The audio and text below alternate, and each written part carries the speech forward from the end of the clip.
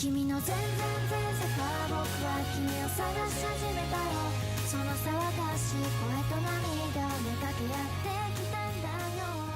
そんなカクテルフェリア Hello， 大家好，今次係最後一集嘅東京遊啦，第11日嘅行程，我哋選擇咗去迪士尼海洋嘅，因為之前呢喺香港嘅時候就已經買好咗飛啦，同埋 print 咗出嚟噶啦，咁嚟到呢，淨係嘟翻紙上面嗰個 QR code 就可以入到去噶啦。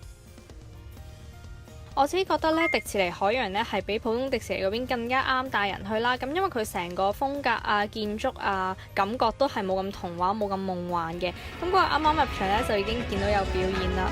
睇一陣之後咧，我哋就去咗嗰啲鋪頭嗰度買嘢啦。咁我第一個咧就買咗個毛毛嘅側孭袋，因為我真係好耐冇入過迪士尼，所以好耐都冇機會買呢啲冷 Q 嘅袋啦。咁第一個遊戲咧，我哋揀咗去 Toy Story 嗰度玩。咁因為呢個 game 咧就係呢個迪士尼海洋入面要排最耐隊嘅遊戲嚟嘅，咁我諗住朝早去應該冇乜人啦，咁但係過咗去之後都發現原來真係排翻個零2個鐘先可以入到去嘅。等嘅時候呢都唔會話好悶嘅，咁周圍睇下啲裝飾啊、佈置咁就過咗去噶啦。呢啲卡通人物呢就完全係童年回憶啦。你哋有冇玩過香港嗰個嘅索克天王 game 啊？咁其實呢就同呢個差唔多嘅，都係幾個人跟住坐喺一卡車入面啦，跟住就再射向呢啲嘅標靶。咁對於我嚟講呢，因為我係完全唔中意玩啲刺激少少嘅機動遊戲都唔得嘅，咁呢個呢就非常之適合我啦，嘻嘻。同埋我玩呢個遊戲嘅時候呢，個分數係贏咗我男朋友。嗱，呢個跳樓機呢，我就真係唔夠膽玩啦。嚟到迪士尼呢，都要揾啲得意嘢嚟影下相啊、打下卡啦。呢個三眼仔嘅糯米糍，相信大家喺 IG 都見唔少啦。原來佢入面係唔同味㗎，嗰啲個係朱古力，呢個係白色，個係咩味啊？雪糕。沿途咧都會見到唔同嘅卡通人物，咁大家都可以同佢哋影下相嘅。因為係迪士尼海洋啦，咁所以佢有好多遊戲都係用水嚟做主題嘅。同我想講呢，佢入面個佈置超有心思啊！你見到佢呢個 Dory 係做得勁精緻咯，勁得意啊！見到人哋話嚟到一定要試呢個嘅雞髀嘅，咁因為我係雞髀狂魔嚟噶嘛，見到雞髀就唔放過噶啦，咁一定要過嚟試下。咁我覺得真係幾好味喎，同埋好入味啦，燒得好香啦，唔錯。咁真係要嚟試下啦！另外我買咗呢個小朋友版嘅米妮頭箍啊！終於都嚟到我最期待嘅地方啦，咁就係小魚仙艾利奧嘅區域啦。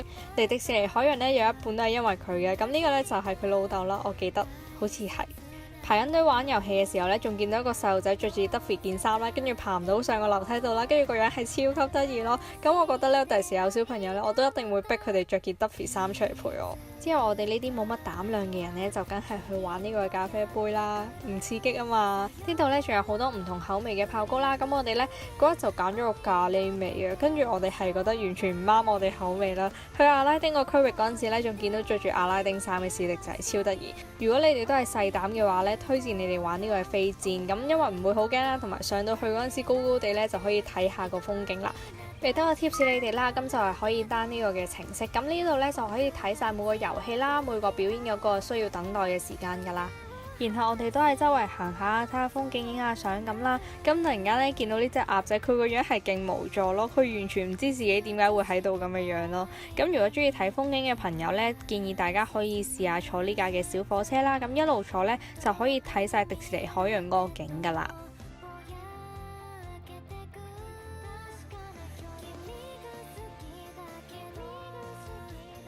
遊蕩到差唔多呢，就都係忍唔住入咗餐廳嗰度食薯條啊，食下漢堡包咁樣啦。等多一陣呢，就係睇百老匯表演嘅時間啦。其實佢呢個 show 呢係真係好好睇嘅，啲 dancer 全部都好專業啦。但係因為我嗰日太攰啦，睇到一半呢就瞓着咗咯。睇完表演之後呢，發現原來夜晚嘅迪士尼海洋都好靚㗎。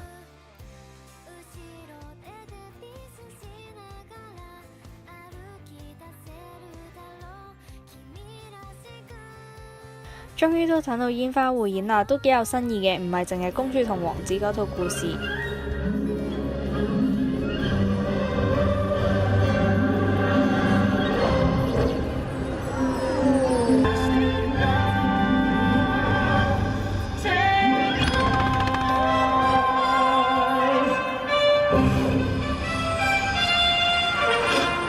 我哋又要搭呢架奇妙嘅列車牌啦。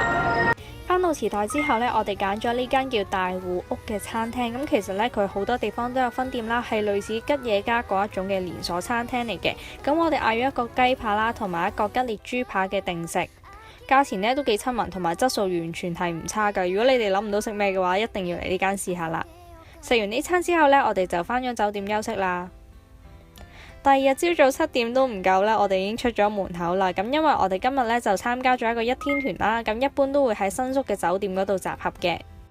今日嘅車程呢都會比較長啲嘅，咁來回大約都要4個鐘左右㗎。第一站呢就會帶我哋嚟食呢個小小嘅自助餐啦。咁雖然宣傳單張上面呢就寫話係蟹宴啦，咁但係都會有其他小食提供嘅，例如有炸雞啦，或者係天婦羅。咁但係我自己食得比較多嘅呢，都當然係蟹腳同埋甜蝦啦。蟹腳雖然唔係話好厚肉，又唔係話好鮮甜，咁但係呢個價錢呢接受到啦。蟹腳呢方面呢，就有個方法話要教大家喎，咁就係呢，捉住佢隻蟹腳啦，跟住要咁樣用少少力扭一扭佢，跟住一掹開呢，就會成條蟹腳嘅肉出咗嚟㗎啦。咁當然啦，都唔係次次都會成功嘅。食完嘢之後呢，就可以過去雪場嗰邊啦。咁出嚟之後呢，發現原來仲係落緊雪㗎。今次可以睇埋飄雪，跟住我覺得今次係東京之旅真係完全圓滿咗啦。因為今次呢，只係我嘅滑雪初體驗，咁所以呢，我淨係攞咗呢啲 BB 班嘅滑雪車開始玩下先。而家睇返呢，係超級狼狽嘅嗰陣時。雖然睇上去我滑落去嗰速度呢，就唔算話好快啦，咁但係都有唔知點解有少少離心力。我記得我玩嗰陣時都係驚驚地，下次有機會真係去滑雪嘅話呢，就挑戰下嗰啲滑雪板啦。呢度嘅雪呢，比起富士山嗰邊嘅積雪呢，係厚勁多，跟住勁好玩咯。咁但係瞓喺雪上面嘅後果呢，就係全身都黐晒雪，整唔走。因為雪呢就好似天然嘅反光板啦，咁所以喺呢度影相真係超級靚啊！喂，會唔會太大嚿啊？優惠啦！快啲啊！乜嘢都做唔到喎，你反而中到自己嘅，到我塊面都僵晒啦，好似冇感覺咁啊！而家返到室內嗰陣時呢，見到原來有好多日本嘅小朋友都嚟咗滑雪啦。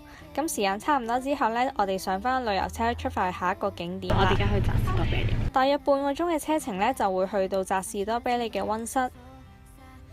呢度出面呢真係好臭，咁但係入到去之後呢，就係勁濃烈嘅士多啤梨香味。我覺得自己真係好好彩啊！今日有參加呢個嘅1天團，因為呢度嘅士多啤梨真係超正啦！1月係士多啤梨豐收嘅季節啦，咁真係呢個係我人生入面食過最甜嘅一次士多啤梨。之後喺日本嘅超級市場入面呢，就算買最貴嘅士多啤梨都完全冇呢度咁甜㗎，真係甜到好似打咗啲蜜糖喺入面咁樣。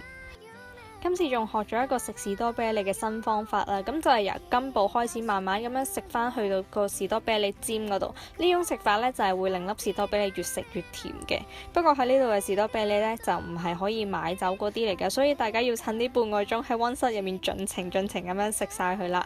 如果你哋都係冬天嚟嘅話，超級推介你一定要參加呢個摘士多啤梨嘅1日團啊！